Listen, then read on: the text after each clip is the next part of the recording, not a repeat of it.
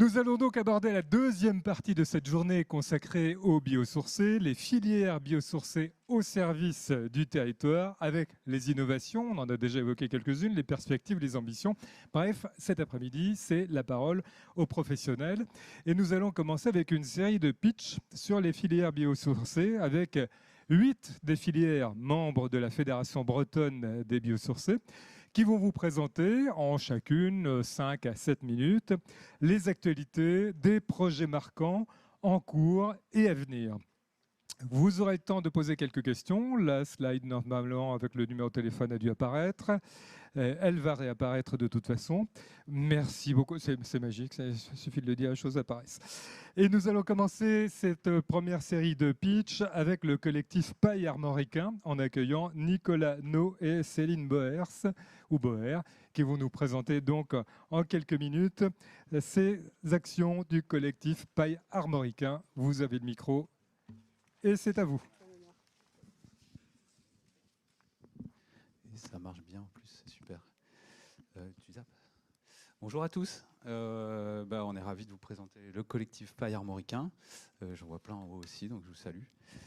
Le collectif Paille Armoricain, c'est quoi? C'est une association loi 1901 qui a pour objet la promotion de l'usage de la paille dans la construction et la rénovation sur le territoire breton et ligérien. Donc vous voyez qu'on est à cheval sur deux régions. Le CPA, c'est donc collectif Paille Armoricain, on l'appelle communément le CPA. C'est le représentant du réseau français de la construction paille sur ces deux régions. L'association existe depuis 2015 aujourd'hui officiellement. Voilà.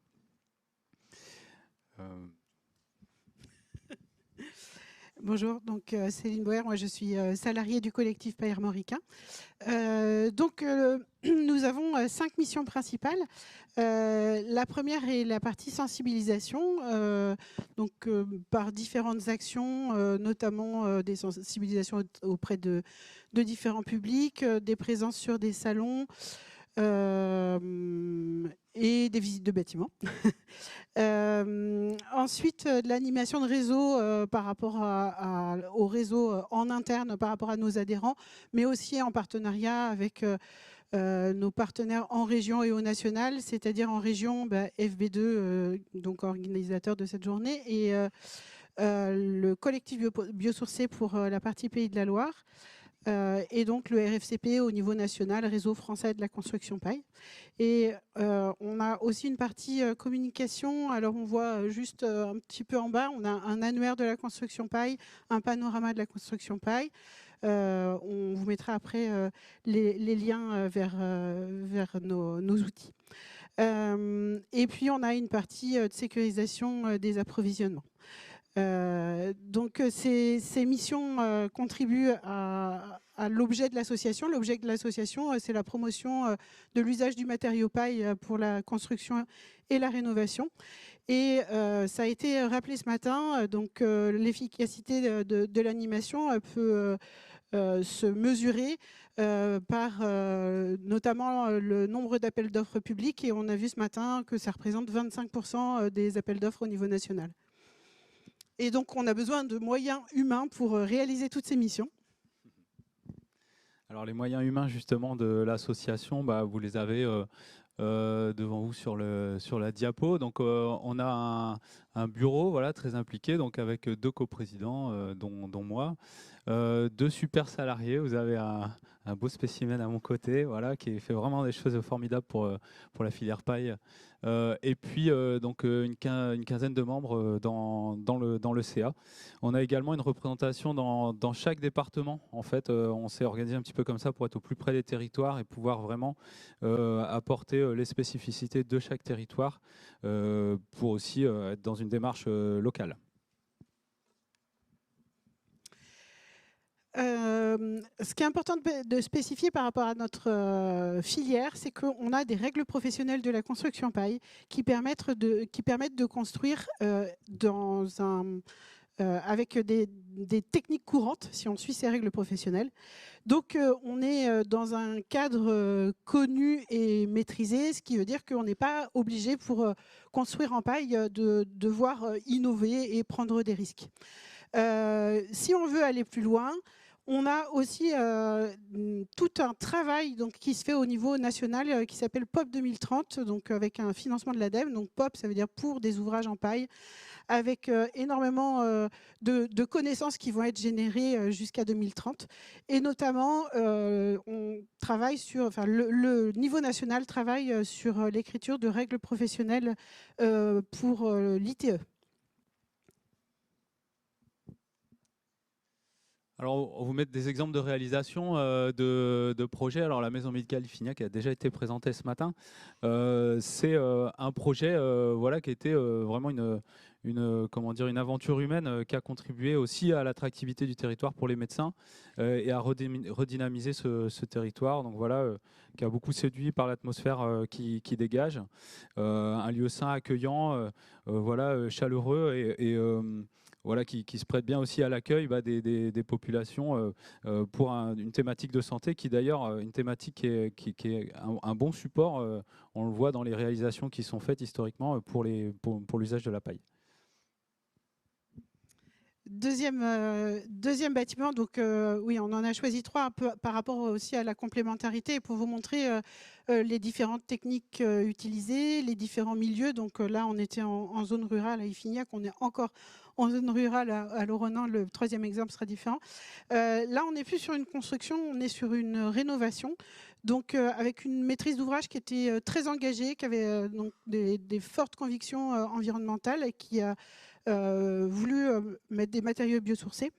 Et donc, c'était un bâtiment en béton, semi-préfabriqué qui datait des années 50-60.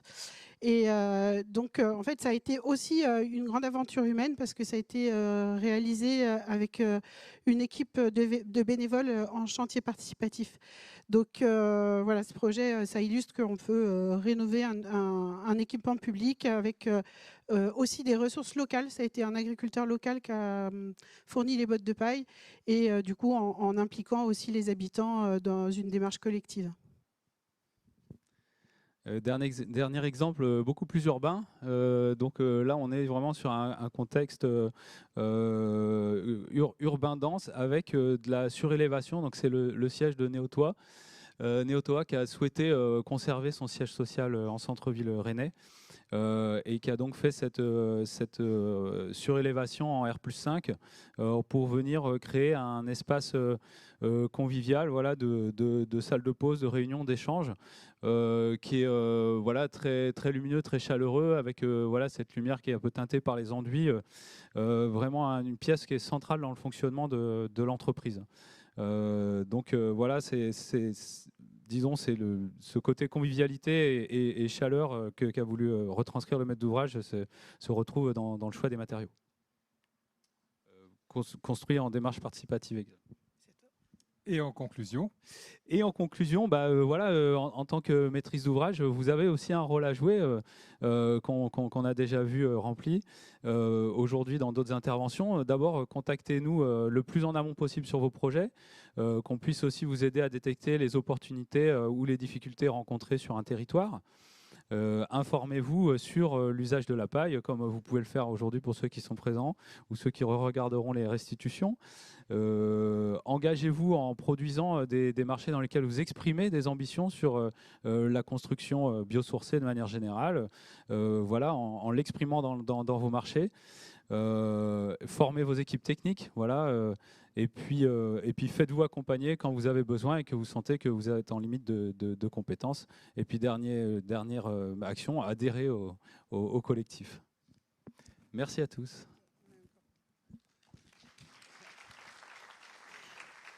Juste quelques ressources. Donc, on a 2 sites internet. Donc, le site du RFCP, où on a vraiment énormément d'informations, tous les PV, feux, etc. Enfin, tout ce qui est normatif. Et c'est aussi une spécificité de notre filière d'avoir tous les documents qui sont comme ça en open source. Et puis sinon, on a le 2e site à côté. On voit plus le lien. Ça s'appelle Armorique Construction Paille. Et là, vous avez un annuaire et un panorama de la construction paille. Voilà, merci. Merci Céline Boer, merci Nicolas No. Après la paille, là un chanvre en Bretagne avec Gonzague de Hez.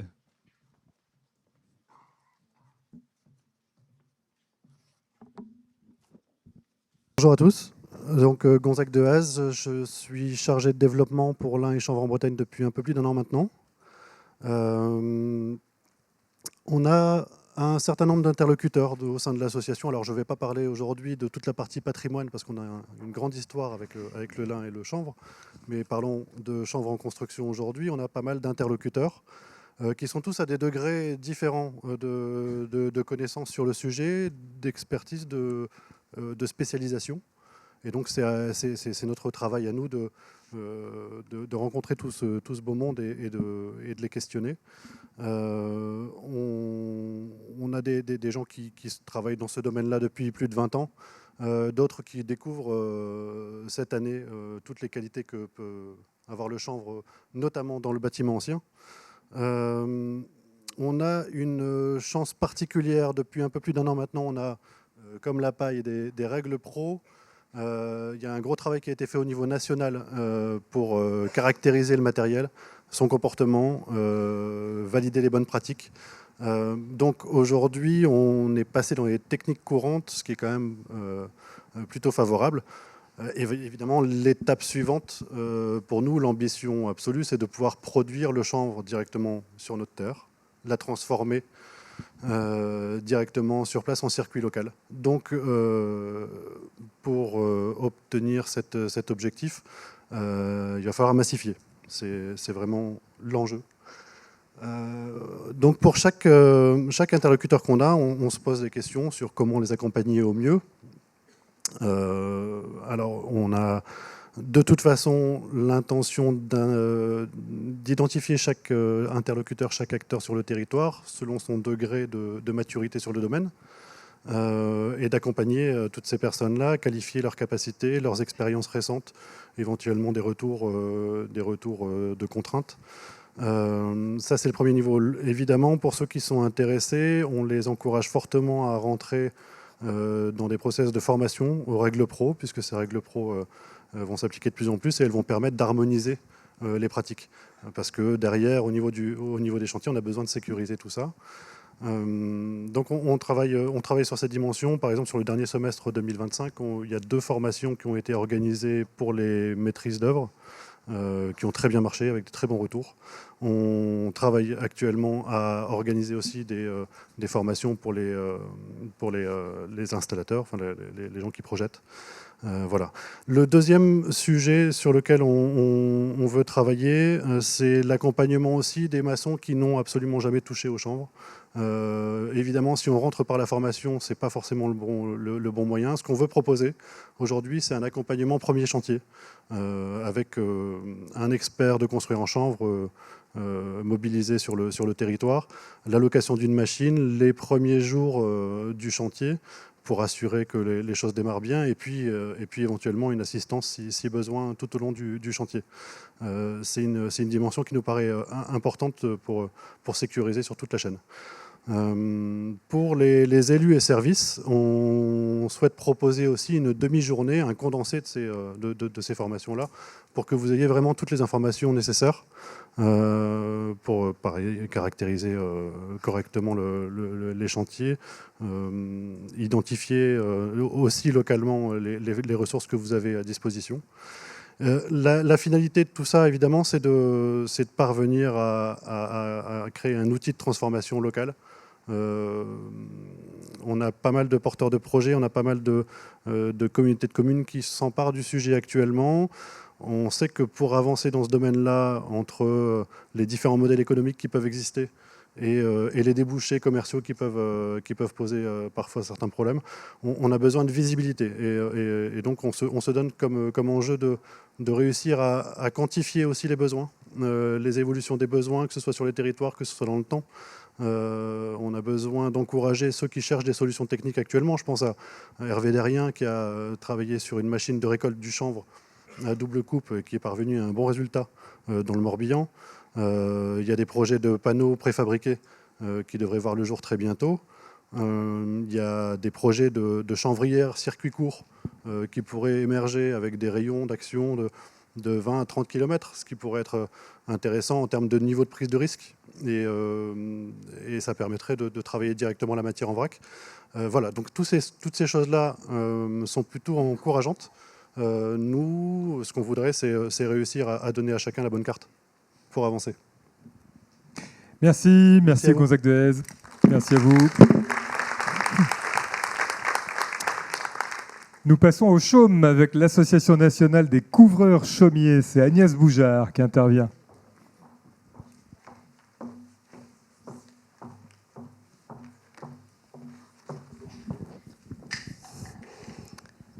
Bonjour. Le petit diaporama. Donc, je suis Agnès Boujard, présidente nationale de la NCC, l'Association nationale des couvreurs chaumiers, mais aussi chef d'entreprise. Donc, avec cette double casquette, je vois la filière de très près tous les jours, les artisans, les architectes, les élus, les questions, les doutes, mais surtout l'enthousiasme. Parce que notre filière, elle avance, elle se structure et elle s'affirme. La toiture en chaume, c'est l'appellation générique des toitures végétales. Elle peut être en paille de blé ou elle peut être en roseau, par exemple. Le roseau est un végétal qui pousse tout seul dans les zones humides, année après année. On le récolte dès les premières gelées jusqu'au mois de mars. Ça veut dire qu'il se renouvelle en permanence, sans pression sur la ressource. C'est un matériau qui ne demande pas de transformation lourde, pas d'énergie grise, pas d'usine. À l'heure où on cherche des solutions sobres, on est en plein dedans. Le roseau, c'est un matériau écologique, performant, durable, qui offre une liberté architecturale incroyable. On peut faire du contemporain, du très épuré, du structural. On peut faire des courbes, des dômes, des façades entières et des volumes organiques. Bref, ancestral, archaïque, non. C'est un matériau du futur avec les règles du passé. À la NCC, on s'est fixé une mission, structurer la filière, la rendre solide, visible et crédible. Et on agit sur tous les fronts. D'abord à l'international, nous sommes membres de l'International Thatching Society et depuis septembre, la France en assure la vice-présidence. C'est la preuve que notre expertise compte et fait avancer les choses au niveau européen. Ensuite, sur le terrain, nous organisons régulièrement des réunions pour les architectes, les maîtres d'ouvrage, les collectivités. La prochaine, c'est le 3 décembre à Saint-Brieuc. Ce sont des moments d'échange, pédagogiques, découvertes. Et alors, venez nous rejoindre, il y a souvent le déclic qui se fait à ce moment-là. Les laboratoires sont aussi associés à la filière. Durabilité du roseau, infiltrométrie, résistance thermique, réaction au feu. L'objectif est clair, faire rentrer le chaume en technique courante avec des règles professionnelles solides. Et bien sûr, on prépare l'avenir. En janvier, un CQP ouvrira au CFA de Saint-Brévin pour une formation des futurs chaumiers en alternance, avec en parallèle un programme d'échange international permettant aux jeunes d'aller voir ce qui se fait ailleurs et de nous ramener les bonnes idées en France. Alors comme vous pouvez le voir, à la NCC, on ne chôme pas. Mais qu'est-ce qu'un toit en chaume ? C'est une couverture en fibre végétale posée avec précision, avec technique et savoir-faire. Ce matériau a quelque chose de rare. Il s'adapte aux envies. Il ne limite pas. Il accompagne les courbes, les angles, les formes audacieuses. Il dialogue avec les autres matériaux, bois, verre, métal, pour créer des contrastes très actuels. Aujourd'hui, on peut voir des maisons contemporaines très géométriques, des bâtiments publics, des maisons d'inspiration hobbit, des façades d'immeubles. On peut vraiment tout imaginer. La seule règle à respecter, c'est la pente. Alors à vous, architectes, je voudrais vous dire une chose très simple. Osez nous appeler dès les premières esquisses. On est là pour vous accompagner, vous conseiller, sécuriser vos choix. Et surtout pour vous permettre de laisser parler votre créativité. Vous avez une idée folle, une idée qui sort des cadres ? Appelez-nous. Le chaume a souvent des réponses que d'autres matériaux n'ont pas. Aux responsables de la commande publique, je veux vous dire ceci. Le chaume n'est pas un risque, c'est une chance écologique, parce qu'on parle d'un matériau renouvelable, bas carbone. C'est une chance esthétique, parce qu'il adoucit les volumes, qu'il s'intègre dans les paysages. Et une chance pour le confort des usagers. Un bâtiment en chaume, c'est confortable, c'est sain, c'est agréable à vivre. On entend souvent, on est bien ici. Et bien c'est ça aussi la douceur de vivre à la française. Je voudrais vous parler d'un chantier qui illustre bien tout ça. La commune de Pensée, au sud de Rennes, voulait un pôle petite enfance exemplaire sur le plan environnemental. J'ai été invitée au conseil municipal, je suis arrivée avec ma botte de roseau. On a expliqué technique, les avantages, les contraintes. On a répondu aux questions, on a rassuré, on a montré. Les élus sont ensuite venus dans mon entreprise, ils ont vu comment ça se pose sur une maquette. Et là, ils ont été conquis. Aujourd'hui, le chantier est en cours. Mur en paille, toiture en chaume. Le bâtiment cohérent, sobre, beau, profondément ancré dans son territoire. Il sera bientôt possible de le visiter. Alors regardez sur les news, ça sera relayé sur le réseau de la NCC, mais également sur les réseaux FB2. Et rappelez-vous, quand c'est beau, c'est biosourcé. Alors ayez le réflexe filière. Contactez la NCC, contactez FB2. Nous avançons ensemble vers des bâtiments plus durables, plus sobres et surtout plus vivants. Je vous remercie. Merci Agnès Boujard.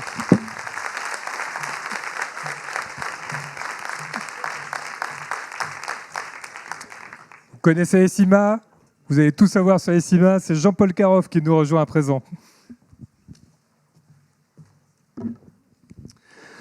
Oui, bonjour à tous et bonjour spécialement à tous mes collègues de FB2. C'est vrai qu'on discute beaucoup de choses, on parle énormément de choses dans FB2 et on a toujours plaisir à se rencontrer. On n'est pas concurrents, on a les mêmes filières. On essaye un petit peu de faire avancer les matériaux biosourcés ensemble et on voit que le fait de travailler ensemble justement fait qu'on progresse tous. Pour cette belle journée, par exemple, c'est une réussite. Donc l'ESIMA, c'est le syndicat des producteurs de ouate de cellulose, qui a été donc créé dans les années 2010. Suite à, voilà, de la même façon, on s'est rencontrés pour réfléchir ensemble au développement de la filière ouate de cellulose, à réfléchir aussi énormément à tout ce qui était réglementation, à justement caractériser nos produits pour aller très vite au niveau de la certification, parce qu'on savait que justement, sans certification, ça fait freiner quand même énormément le marché. Donc les chiffres clés en France, on a donc 90% déjà des industriels français sont représentés dans les CIMA. C'est 50 tonnes de watts qui sont transformées tous les ans sur le territoire français et c'est 20% de la part de marché des combles perdus en France. Donc ça commence à être quand même beaucoup, à représenter énormément de choses. Et on voit ici, tout en bas, les différents membres de l'ESIMA. Donc le rôle de l'ESIMA, c'est toujours de la même façon comme les autres filières. C'est de vous accompagner, c'est de vous former, c'est de vous donner les clés pour intégrer nos produits dans les meilleures conditions. Et pour ça, on a énormément de documentation, des vidéos, justement, pour aussi apprendre aux artisans à mettre en œuvre. On a des livres blancs, on a des fiches, on a tout ce qui touche à la réglementation. Si vous avez des questions sur tous ces thèmes, n'hésitez pas à aller consulter le site.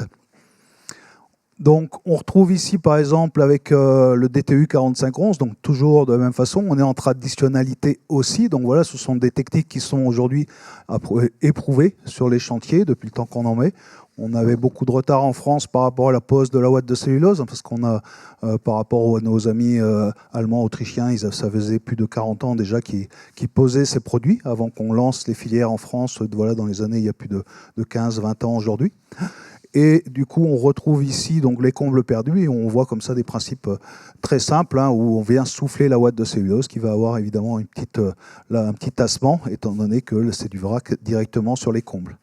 La deuxième façon de poser la ouate qui est certifiée, donc là c'est sur les murs avec un DTA, on va passer aussi sur des DTU prochainement avec évidemment des principes constructifs. Il ne faut pas oublier que la ouate de cellulose fait partie d'un ensemble. On développe comme ça des principes constructifs qui sont perspirants quand ils sont bien faits. C'est-à-dire qu'ils vont aussi assécher l'air à l'intérieur du bâtiment, réguler l'air, un petit peu comme le Gore-Tex, ramener l'humidité du bâtiment vers l'extérieur.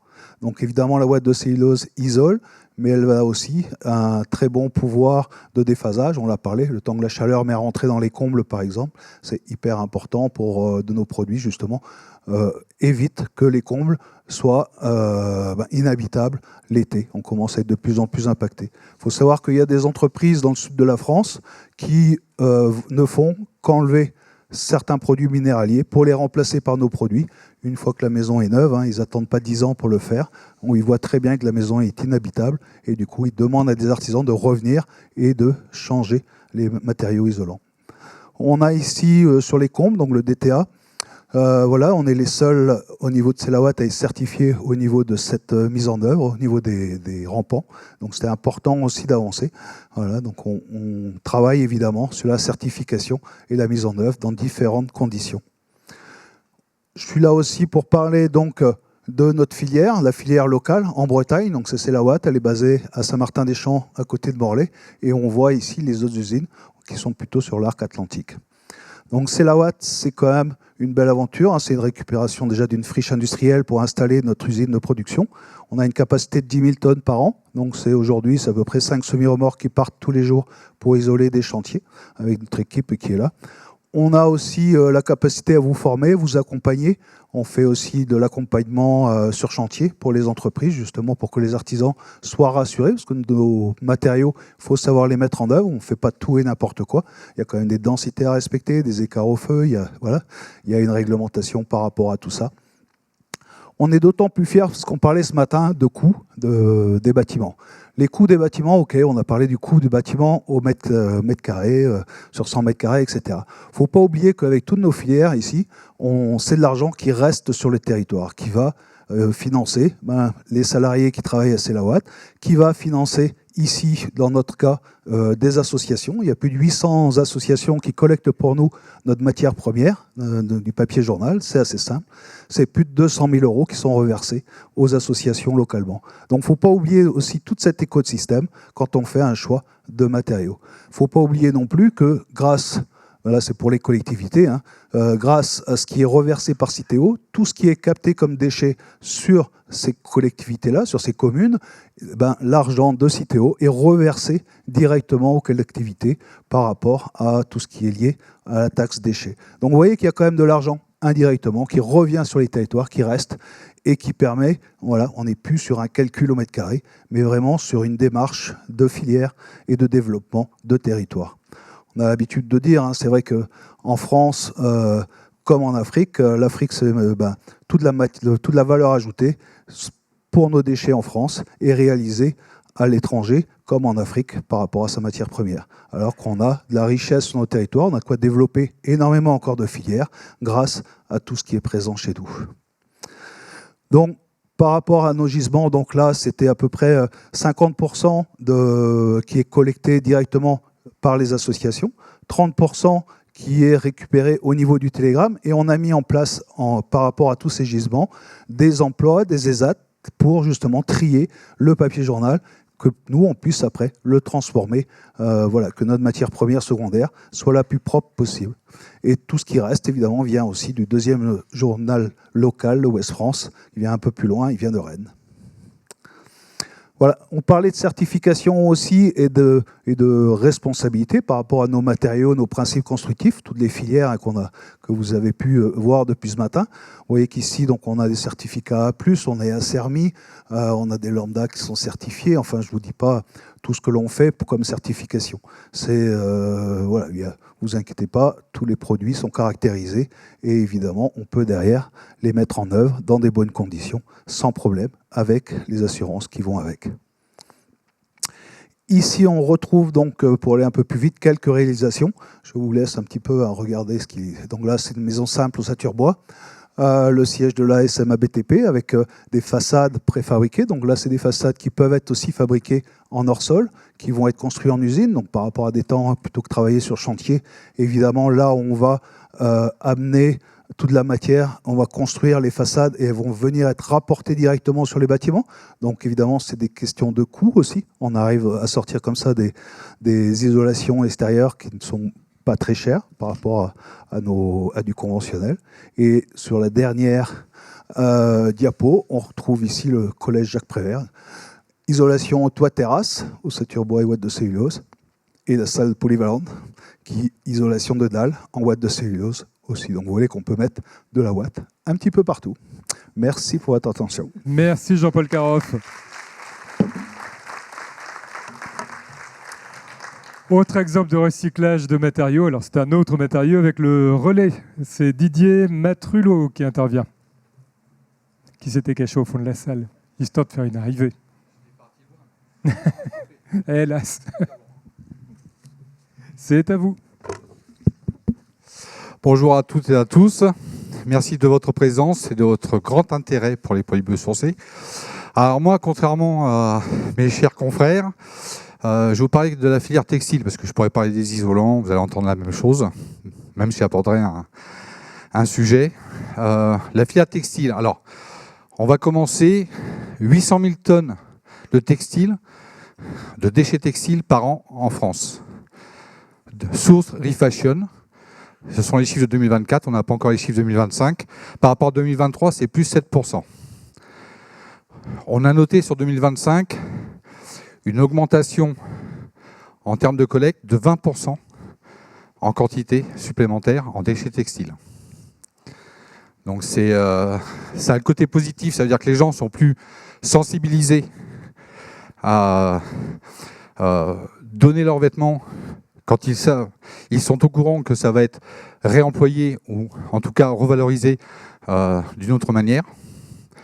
La problématique, c'est la capacité de tri qui, elle, n'est pas au rendez-vous. Sur la partie Bretagne, aujourd'hui, c'est 9500 tonnes, 7500 qui sont triées, 9500 collectées. Et la filière aujourd'hui est en difficulté, tout simplement liée à la qualité des vêtements qui sont collectés. Donc, on voit certains collecteurs qui sont en grande difficulté. Certains ferment, ont complètement arrêté leur activité. Voilà. Donc sur la Bretagne, le relais a mis en place l'ensemble des bornes de collecte et travaille en collaboration avec d'autres collecteurs, Rotritex, Artex et Abi 29 qui malheureusement a cessé son activité. C'est 300 emplois locaux et ça représente à peu près 15% en termes de contrats d'insertion. Donc voilà. Alors quand on collecte, qu'est-ce qu'on en fait? Donc, vous allez voir sur le slide suivant. Voilà. On trie, on représente, enfin aujourd'hui on revend essentiellement sur des magasins. Vous avez une grosse partie de revalorisation des matières premières qui peuvent être revendues au magasin.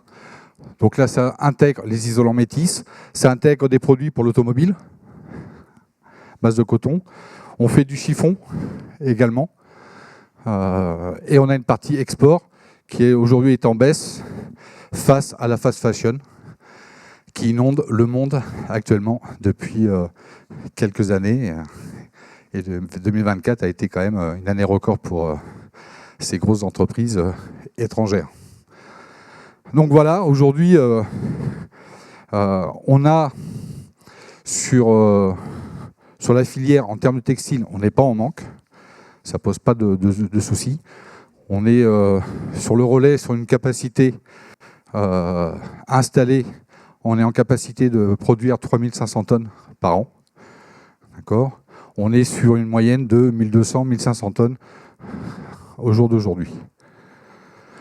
Donc tout simplement. Maintenant, je vais aborder un coût, parce que depuis ce matin, j'entends toujours la même chose. Le coût.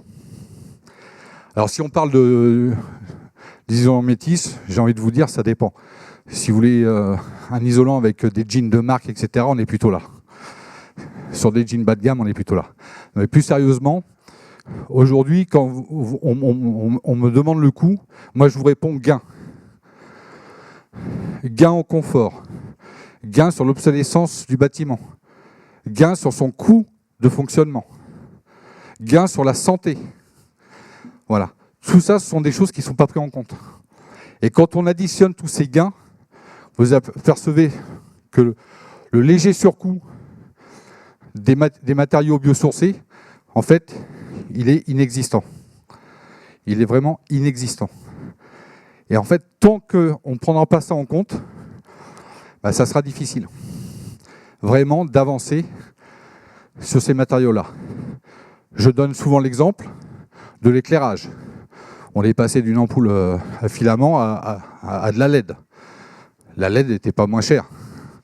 Par contre, durée de vie plus importante, consommation d'énergie moins importante. Et donc, en fait, ce surcoût-là était vite intégré dans la durée de vie du produit et du bâtiment. Donc en fait, c'est ça qu'il faut prendre en compte aujourd'hui quand vous travaillez sur vos projets. Je sais que vous le faites, mais vous n'allez pas me le dire. Mais je sais que vous le faites. Voilà. Et je sais aussi que c'est très difficile d'estimer. Mais souvent, les gens, quand ils veulent, ils partent sur des solutions traditionnelles, c'est parce qu'ils se basent aussi sur un coût d'utilisation, de fonctionnement du bâtiment qu'ils connaissent. Or, ça n'a strictement rien à voir avec des matériaux biosourcés. Vous allez réellement avoir des gains. Ça, c'est vraiment sûr et certain. Et ça ne tient qu'à vous de pouvoir réaliser ces gains et de développer les biosourcés. Sans vous, on ne peut rien faire. Donc on vous remercie à l'avance pour votre implication, votre écoute, et n'hésitez pas à nous contacter si vous avez besoin d'informations sur les mises en œuvre, sur les produits. On est là pour ça. Merci.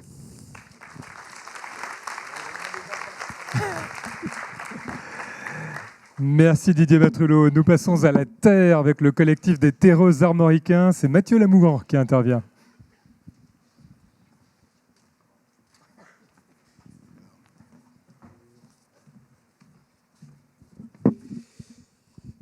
Alors bonjour, on m'entend, ouais, c'est bon.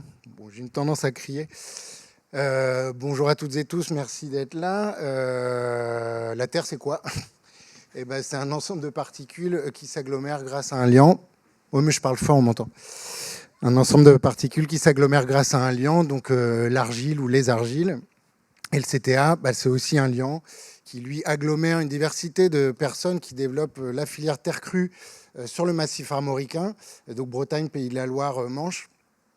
Les techniques de construction terre crue qui sont promues par le collectif sont des techniques réversibles, donc sans liant hydraulique type chaux, ciment, etc.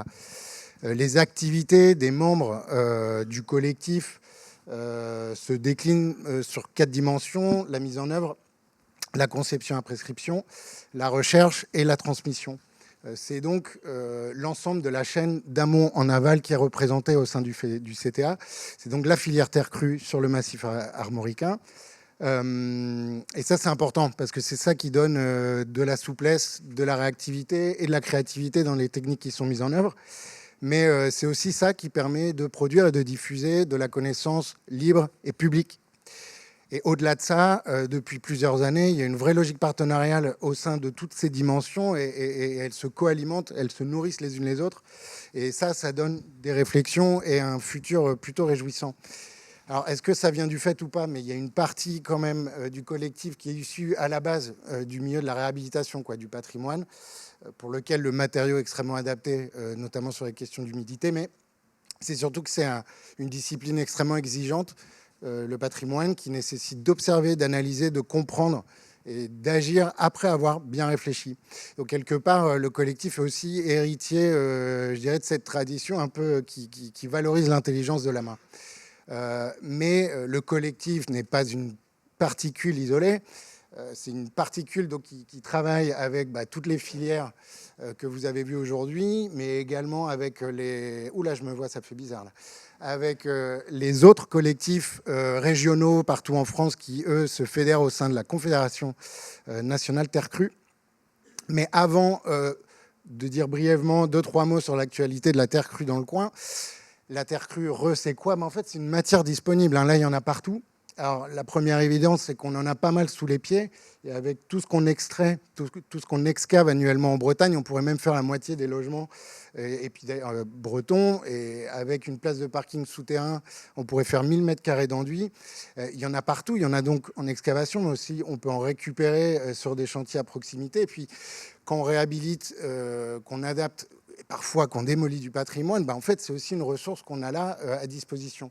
Donc, on en a sous les pieds, on en a sous nos yeux. Qu'est-ce qu'on en fait? Pour répondre à cette question-là, il faut déjà la caractériser. Donc, le collectif a développé depuis plusieurs années un outil qui s'appelle l'étude de convenance, qui est pas mal utilisé par les maîtrises d'ouvrage et qui est assez regardé aussi un peu partout en France parce que c'est un outil intéressant. Et puis, on a des équipes de recherche assez créatives qui, au-delà de faire des essais mécaniques habituels, essaient d'adapter les protocoles aux spécificités de la Terre. Et c'est même, alors là, on en est vraiment au départ, de caractériser des murs existants en prélevant des échantillons sur des murs. Et puis, ponctuellement, selon la complexité des projets et les exigences, on est suffisamment inventif pour pouvoir développer des essais in situ. Voilà. Et donc, c'est toute cette chaîne d'expertise qui permet de faire de la terre une ressource de construction. Et une fois qu'on a cette ressource, qu'est-ce qu'on peut faire? En fait, plein de choses, quoi. Des murs porteurs, des remplissages, des cloisons, des plafonds, des finitions. On peut même faire du mobilier si vous allez au champ libre. Et puis, en fait, on peut faire tout un tas de trucs et plein qu'on ne connaît pas encore parce que la seule limite, elle est là-dedans. Elle est dans la tête. Finalement, et puis, cette matière, elle est surtout polymorphe et flexible parce qu'elle est très copine avec les autres, et notamment nos amis des filières. Parce que c'est tous ces assemblages de terre avec tout un tas de fibres qui vont nous permettre d'adapter la technique envisagée, de proposer des variantes techniques aussi pour adapter aux exigences du projet, puis adapter les caractéristiques mécaniques, thermiques, acoustiques, etc. Bon, et vous, là-dedans,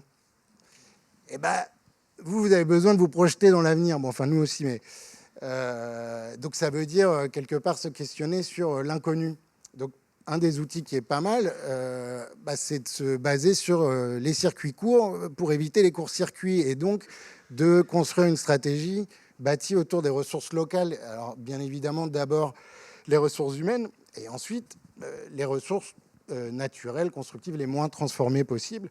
Et sur les ressources humaines, il y a un point, c'est qu'en fait, vous avez nécessairement un personnel technique à former. Il faut quand même savoir que donc, il y a beaucoup de gens formés dans le coin annuellement, mais en fait, ce n'est pas très compliqué de former le personnel technique à des réparations, je dirais, quotidiennes, etc., d'ouvrages en terre. Et donc, avec cette ressource, vous pouvez réhabiliter votre patrimoine, l'étendre, construire et surtout construire un patrimoine durable qui se rafistole, qui se modifie et surtout qui se réutilise. Et il se réutilise justement parce que ce qu'on porte, c'est des techniques réversibles. Et la boucle est bouclée. Et donc là, on est dans une vraie logique circulaire et vous pouvez construire un patrimoine avec son identité, ancré dans le sol, etc. Et donc, qu'est-ce qu'on fait ensemble? On est créatif. On est créatif et puis on bâtit des stratégies projet par projet. Parce qu'en fait, c'est de ça dont on a besoin. De projets. Je vais vous donner 2 exemples. On a un projet qui a été porté par plein de personnes différentes de la filière, de la conception jusqu'à la réalisation, à Mordel, qui est quand même un projet d'une certaine ampleur, avec 600 mètres cubes de terre d'excavation du site, qui a été mis en œuvre, donc décliné selon 4 techniques constructives, et puis surtout avec au moins 3 exigences, sécurité incendie, sismique et les délais de livraison. Le bâtiment a été livré en temps et en heure à la rentrée dernière. Puis un exemple beaucoup plus modeste en taille, mais qui est une réhabilitation en ERP d'un ancien bâtiment, d'un bâti ancien, qui a été rénové avec recours à des techniques, je dirais, plutôt low-tech, et notamment la mise en œuvre de 2 systèmes de plaques, de terre allégée et de terre moins allégée, qui ont été mises en œuvre localement sur site par le biais de chantiers participatifs et qui ont permis de rénover le bâtiment en à peine 5 mois. Et en fait, dans ces 2 projets, il y a assez peu de machines qui ont été utilisées. Alors, ce n'est pas une obligation, mais c'est une possibilité d'avoir moins recours aux machines. Et ça, c'est pas mal pour demain de se dire qu'on a le choix. Parce que ça peut, le fait de baser un petit peu une stratégie sur potentiellement l'humain, ça peut donner aussi un peu plus de robustesse et de résilience à ce qu'on projette. Et surtout, ces projets, c'est pour ça que je dis qu'on en a besoin, c'est qu'ils viennent alimenter la recherche. Je ne vais pas détailler, mais un exemple d'une spécificité de l'Ouest, on est un petit peu quand même, je pense, à la pointe, par exemple sur la recherche, parce qu'ici, Bosch Porteuse, il est porté évidemment par des laboratoires, mais accompagné par des entreprises de maçonnerie, des bureaux d'études, etc. Donc on est vraiment sur de la recherche qui se pose la question de quelle est la pratique des gens dans les bureaux, mais surtout sur le terrain. Et donc, on a une logique collective de partenariat qui fait que on s'est adapté au cadre, on a un petit peu bougé les cadres, et puis maintenant, en fait, on est en train de créer les cadres, notamment réglementaires, qui vont permettre de massifier demain la construction en terre crue. Et ce projet, il s'inscrit dans un projet national, donc il y a plein de choses qui se passent en termes de perspectives réglementaires au niveau de la terre crue. Et puis rapidement, sur une échelle, 2 échelles un peu plus larges, on sait que la ville de Lorient est en train d'essayer de développer une plateforme de réemploi qui intègre la valorisation des terres d'excavation. Saint-Sulpice-la-Forêt, dans le cadre de la fabrique du village métropolitain, quant à elle, a prévu une convention de soutien à la filière terre crue avec plusieurs millions dédiés à la recherche, au développement et au développement opérationnel. Donc en fait, des projets, il y en a plein, il n'y a pas que cela bien évidemment, et puis il y en a plein surtout à venir, à créer, parce que, j'insiste là-dessus, on a besoin d'être créatifs ensemble, parce que c'est ça qui nous permet d'initier le changement et non de le subir. C'est pas moi qui le dis, je paraphrase. Finalement, on a besoin de créativité dans un monde qui change. Et en fait, le mot idée, ça vient du grec eidos, qui veut dire forme. Et comme vous l'avez vu, la Terre, elle en a plein. Merci beaucoup. Merci Mathieu Lamour.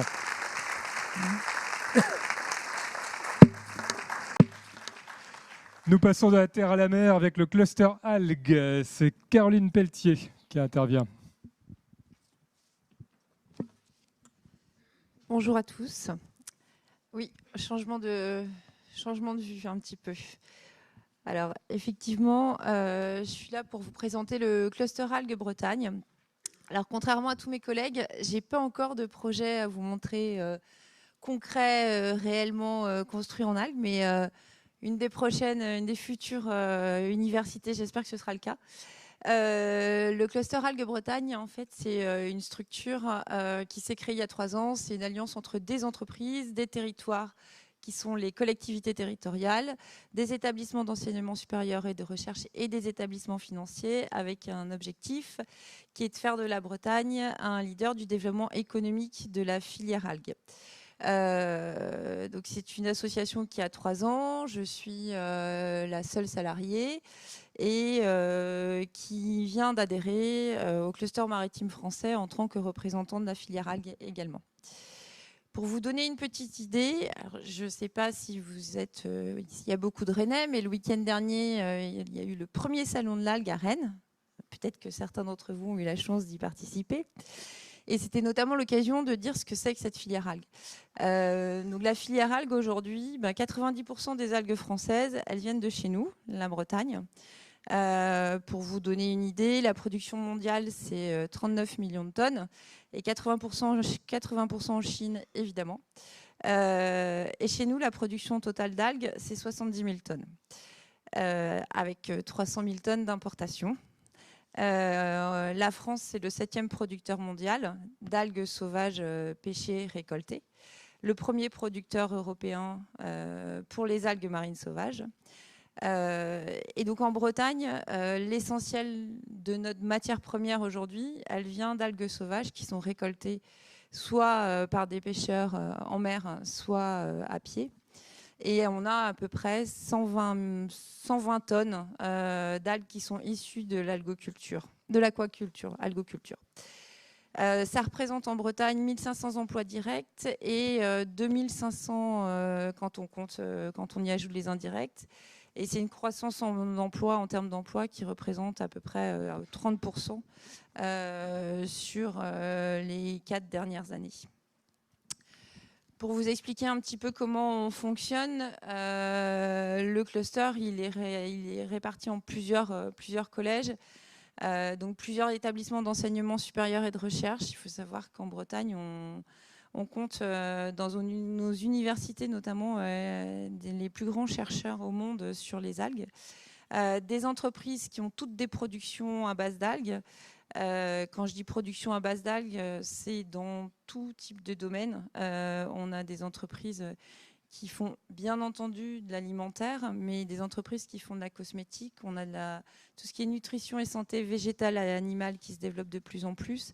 On a des entreprises qui fabriquent des ingrédients pour l'agroalimentaire. On a des entreprises qui commencent, justement, c'est l'objet de ma présence ici, à travailler sur tout ce qui est matériaux. Comme une filière peut se développer, qu'à partir du moment où elle est accompagnée aussi financièrement, eh bien, nous avons aussi un collège partenaire avec des établissements bancaires. Et une grosse différence aujourd'hui avec d'autres structures qui pourraient exister professionnelles sur la filière algue, c'est qu'on est parti du principe qu'effectivement une filière qui a une volonté de se développer aujourd'hui et qui n'est pas connue du tout, elle a besoin en fait de ses élus et de ses territoires. Et c'est pour ça qu'on a un collège territoire avec des EPCI qui sont adhérentes au cluster. Et on est aussi accompagné avec une petite subvention de la région Bretagne. On est donc organisé avec une gouvernance qui regroupe tous ces différents collèges et volontairement aussi les territoires et les élus. On a un gros travail qui se fait aujourd'hui essentiellement sur acculturer les gens sur ce qu'est cette filière. Et donc on essaye d'organiser des visites d'entreprise, de présenter les différents territoires et surtout sur les territoires que des élus, un petit peu comme ce qu'on fait aujourd'hui, mais en tout cas que des élus expliquent pourquoi ils ont accueilli une entreprise de la filière algues et pourquoi ils sont contents de l'avoir accueillie, parce que c'est une entreprise qui se développe aujourd'hui. On fait aussi pas mal de conférences et d'événements. Donc, ce que je vous disais, on a mis en place cette année et pour la première fois un salon professionnel dédié à l'algue et uniquement à l'algue. C'était le week-end dernier sur Rennes. C'était une journée grand public et une journée professionnelle. Les chiffres sont un peu biaisés parce qu'en fait, on a pratiquement atteint, en recomptant après coup, 2000 personnes qui sont venues. Et au cours de cette journée, toutes les différentes productions à base d'algues ont été abordées. Et notamment, il y a eu une table ronde qui a été dédiée aux biomatériaux où on a réuni plusieurs acteurs de la filière, dont FB2. Et c'était important pour nous parce qu'aujourd'hui, la question du matériau à base d'algues est une question très intéressante. Pourquoi ? Parce qu'en fait, quand on récolte des algues, qui sont des algues sauvages, de ces algues, on extrait un principe actif ou une partie de l'algue. Et donc, c'est une filière qui aujourd'hui a pas mal de ce qu'on peut appeler des coproduits. Coproduits qui possèdent encore pas mal de propriétés. Et donc, c'est intéressant aujourd'hui de voir de quelle manière, en fait, ce qui resterait des différentes extractions qu'on peut faire aujourd'hui pourrait être utilisé. Parce que l'algue, c'est notamment un liant. Et donc, voilà, l'idée, c'est aussi de voir sur les matériaux comment on pourrait travailler avec d'autres filières ou uniquement avec de l'algue. C'est un sujet sur lequel nous, on est encore aujourd'hui tout petit, mais c'est un sujet sur lequel il y a beaucoup d'innovation, beaucoup de recherches, des entreprises qui font des tests, des jeunes chercheurs qui sortent de l'école et qui se disent on a une idée, on va essayer de la monter et on va essayer d'avancer. Donc en fait, c'est une filière qui a besoin du soutien des autres filières et de leur expérience aujourd'hui sur les questions des biomatériaux, mais c'est aussi une filière qui pourrait apporter un produit complémentaire avec d'autres biomatériaux. Donc c'est vraiment un sujet qui est aujourd'hui au cœur de nos discussions sur la filière algue. Donc on peut faire pas mal de choses déjà. Il y a déjà des produits qui existent, qui ne sont pas vraiment du matériau, mais la peinture algo, par exemple, est en général relativement connue maintenant, parce que ça fait plusieurs années qu'ils existent, donc qui est faite avec des algues. Le bioplastique, c'est quelque chose qui s'est déjà développé aussi aujourd'hui. Et donc, si on va un petit peu plus loin, effectivement, il y a un certain nombre d'entreprises qui existent déjà. Eranova, Notre Plat, par exemple, c'est une entreprise qui malheureusement est partie s'installer en Angleterre, mais c'est des choses qui arrivent. Ils font des bulles transparentes dans lesquelles on peut mettre, par exemple, de la vinaigrette quand on achète des plats à emporter, ce genre de choses. C'est totalement biodégradable, on peut la manger, on peut l'acheter, c'est aucun problème. Pareil, les films qu'il y a dans les boîtes en carton, c'est souvent encore un film à base de pétrochimie. Aujourd'hui, on peut faire un film à base d'algues. Du coup, ça résout un certain nombre de problèmes. Et en conclusion, Et en conclusion, mais au-delà de ça, donc effectivement, c'est une filière qui se développe avec aujourd'hui un potentiel important et surtout un vrai besoin de synergie et d'échange avec toutes les autres filières existantes et avec très certainement des projets qui verront le jour le plus rapidement possible, on espère. Merci Caroline Pelletier. Et ce sera le dernier pitch, le retour d'Antoine Charbonnier pour Fibois. Dernier pitch de cette session de présentation de quelques-unes des filières des biosourcés.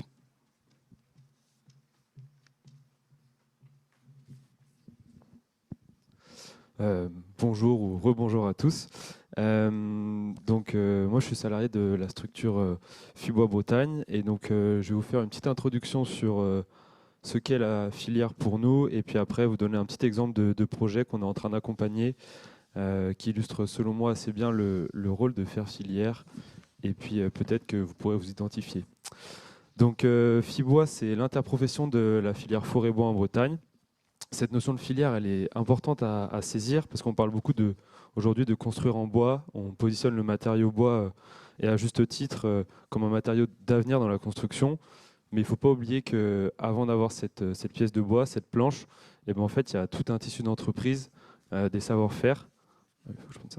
Des savoir-faire et je pense que c'est important qu'il ne faut pas oublier comment les choses sont faites, grâce à qui, par quels acteurs. Donc je pense pour l'amont aux propriétaires forestiers, gestionnaires et exploitants forestiers qui vont eux venir fournir ensuite les transformateurs, donc les scieurs, et qui eux-mêmes vont venir alimenter les différents usages, bois d'œuvre, bois d'industrie, emballage et bois énergie. Voici en quelques mots mon introduction sur la filière forêt-bois en Bretagne. Et puis je vais maintenant vous parler d'un projet qu'on a commencé à accompagner là, juste après l'été, auprès de la commune d'Elvin. Donc il s'agit d'un donc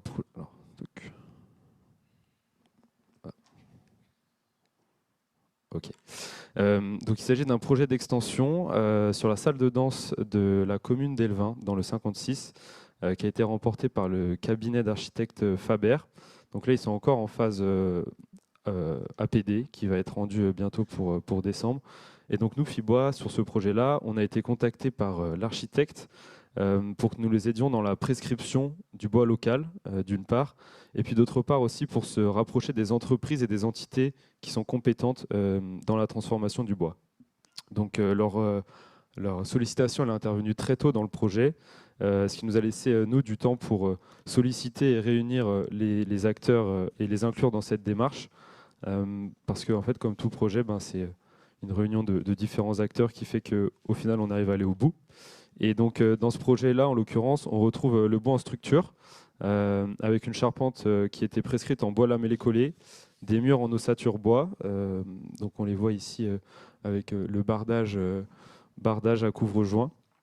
Voilà un petit peu où on retrouve le bois dans ce projet.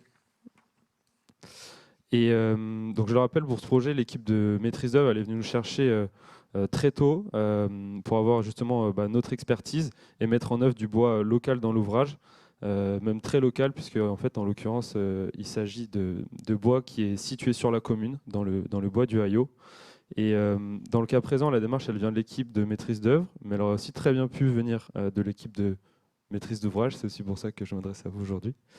Et donc nous, sur ce projet-là, on a réussi à réunir le propriétaire forestier, donc l'ONF, l'Office national des forêts, donc c'est eux qui sont en charge finalement de la gestion des parcelles, les scieurs pour du coup la transformation des produits, et enfin les lamellistes, c'est les personnes qui sont chargées finalement de faire le lamellé collé. Donc c'est un produit, alors voilà, là vous avez les différentes vues, un produit où on va venir en fait empiler des lamelles de bois qu'on va venir presser et coller, et ça nous permet finalement derrière d'avoir des produits sans défaut et de grosses sections. Ce travail de mise en relation avec les acteurs de la filière, entre eux ou avec des tiers, il est inhérent à notre mission, et c'est aussi donc voilà, pour cette capacité que les entreprises elles adhèrent à Fibois, alors les entreprises ou même les maîtres d'ouvrage, les maîtres d'œuvre. Dans le cas présent, donc, les murs ils ont été choisis pour être faits en Douglas, c'est ce que vous voyez sur les images, parce qu'en fait, il y en a tout simplement en forêt du Haillot. il a été naturellement prescrit par l'architecte et c'est une classe d'emploi. Le Douglas est une essence dont la classe d'emploi permet une utilisation, que ce soit à la fois pour la partie mur ou pour la partie bardage. Et en fait, on s'est rapproché de l'ONF. On a appris qu'il y avait une coupe qui était prévue, donc ça tombe bien, on avait un alignement un petit peu des plannings. Une coupe d'éclaircie, donc c'est une coupe qui a pour but en fait de venir un petit peu alimenter la gestion forestière. Et donc nous, on est rentré par cette porte-là, et donc on espère qu'elle va pouvoir venir alimenter le chantier. On a une visite qui est prévue en forêt, par exemple, la semaine prochaine, où on a les sieurs qui vont venir s'assurer que l'usage il est possible pour la partie en structure. Et concernant la charpente, eh ben, celle-ci elle a été dessinée, donc je l'ai dit, en bois lamellé collé. La proposition, ça a été employé du pin maritime, donc on est encore une fois dans l'usage de ressources locales, pin maritime breton. On a travaillé sur la caractérisation de cet usage en 2023-2024, et donc encore une fois, on a réuni d'autres compétences, et grâce à la modélisation du bureau d'études, on a pu estimer les volumes nécessaires, et du coup, ça nous permet aussi de sécuriser tout cet approvisionnement-là. Voilà. Notre force dans ce projet, même si on est encore à la partie amont, c'est d'avoir réussi à donner le tempo, solliciter donc les bons acteurs, notre rôle finalement, et de définir la marche à suivre afin d'intégrer du bois local et du coup même très local. Je rajouterai un point, c'est l'étape de sourcing, et du coup nous ça fait partie du travail qu'on est en train de faire avec eux en ce moment. Je rappellerai que c'est la première recommandation du ministère de l'économie, donc voir le guide de l'achat public élaboré par la direction des achats de l'État, et ça c'est quelque chose de très important pour toutes les filières. Ça permet d'identifier les compétences et ainsi de limiter les appels d'offres infructueux. Nous, filières, on est là pour vous accompagner dans cette démarche parce que avec les entreprises avec qui on échange au quotidien. Voilà, je terminerai par un petit dézoom parce que c'est un peu pour moi important de le souligner. La temporalité de la forêt, elle est complètement différente de la temporalité de la construction. Dans le cas présent, les Douglas dont je vous parlais sur la parcelle du Hayo, ils ont été plantés à 72, donc il y a plus de 50 ans. Et là, on est seulement à une coupe d'éclaircie, d'amélioration. Donc on n'est pas encore arrivé à la totale maturité du peuplement. Donc les autres arbres vont continuer à croître, ils vont stocker du carbone. Tout ça pour dire qu'on construit aujourd'hui grâce au travail des générations précédentes et que nous devons poursuivre nos efforts de plantation pour pouvoir alimenter les projets de construction future. Merci à tous pour votre attention. Je crois qu'il y a l'architecte qui est présent dans la salle, je ne suis pas sûr. Oui, voilà. Oui. Donc si vous avez des questions, n'hésitez pas à aller le retrouver. Merci. Merci Antoine Charbonnier.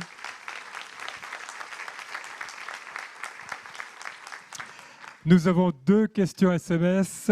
Caroline Pelletier, je vais vous demander d'allumer votre micro qui est juste devant vous. C'est le micro qui est le bouton qui est juste dans... Voilà, celui-ci, parfait. Alors, qu'en est-il de la sensibilité de la ressource en algues, épuisement, impact sur les écosystèmes notamment? Mettez-vous en place des garde-fous environnementaux. Alors, il faut savoir qu'effectivement, la récolte d'algues sauvages, elle est extrêmement réglementée. C'est une réglementation qui est suivie par les comités régionaux des pêches, puisque ceux qui récoltent les algues sauvages sont des pêcheurs. Donc, ils ont des licences, donc des autorisations de récolte. Ils ont des jours et des moments de récolte autorisés ou non autorisés. Il y a des zones de jachère qui sont mises en place, parce que notamment les grandes algues brunes sont récoltées essentiellement dans la zone du parc naturel marin d'Iroise. Voilà, ils déclarent ce qu'ils récoltent, et pour les bateaux, ils sont géolocalisés en non-stop en fait quand ils sont en cours de récolte. Donc je pense qu'en termes de réglementation, c'est pas mal en fait. Donc ça c'est extrêmement géré. C'est en fait la problématique aujourd'hui effectivement pour la filière algue, c'est surtout la disponibilité de matières premières. C'est pour ça que les industriels qui transforment travaillent beaucoup sur la bioraffinerie, parce que pour eux, 1 kilo d'algue qui sort de l'eau, 1 kilo d'algues sauvages, c'est 1 kilo d'algue qui doit être utilisé. Et c'est pour ça aussi qu'il y a un développement d'algoculture, même si ce n'est pas encore développé, parce qu'on a une problématique sur la chaîne de valeur économique, mais tous les acteurs se mettent ensemble pour y travailler. Ensuite, on a d'autres possibilités de trouver de la matière première, notamment il y a la question des algues d'échouage, qui est un autre sujet, qui est aujourd'hui un sujet plutôt compliqué, mais qui pourrait en tout cas être une des possibilités d'amorcer une chaîne économique correcte pour de l'algoculture derrière. Parfait, merci. Antoine, remobilisation. Accompagnez-vous le développement de la filière feuillue? Oui, ça fait partie de nos missions. Ça a été souligné ce matin par Madame Lebéchec. La ressource en Bretagne et même à l'échelle nationale, elle est principalement feuillue. Je parle de la ressource sur pied, c'est à peu près 70% de la ressource. Et nous, dans la construction, en fait, on est dans l'opposé, c'est-à-dire qu'on consomme beaucoup plus de ressources résineuses pour la construction. Alors c'est aussi lié à l'héritage. Il y a eu tout le Fonds forestier national, tout un plan de reboisement dans les années 50, et on a planté énormément de ressources résineuses pour plusieurs raisons, mais voilà, donc on fait aussi avec l'existant. Merci, merci à ces filières qui nous ont présenté ces matériaux du futur. Et retenez bien, quand c'est beau, c'est biosourcé.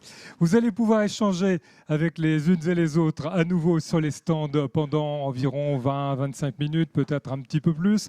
Et nous nous retrouvons ensuite avec les professionnels bretons. Alors là, toute la chaîne de valeur, de l'architecte jusqu'à l'aménageur, aux constructeurs, aux entreprises et surtout aux contrôleurs techniques, qui a un avis évidemment extrêmement important. Ce sera la dernière table ronde de cette journée. Poursuivons nos échanges dans la salle d'à côté.